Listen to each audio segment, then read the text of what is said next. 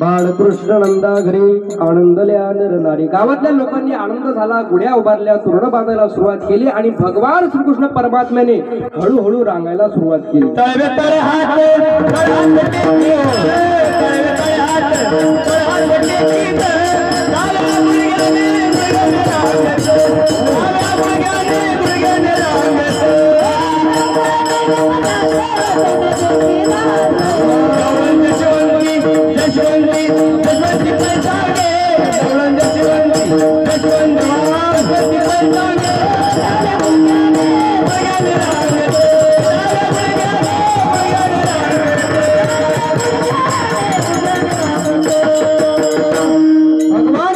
परमात्म्याने रांगायला सुरुवात केली आणि रांगत असताना खोड्या सुद्धा करायला सुरुवात केली.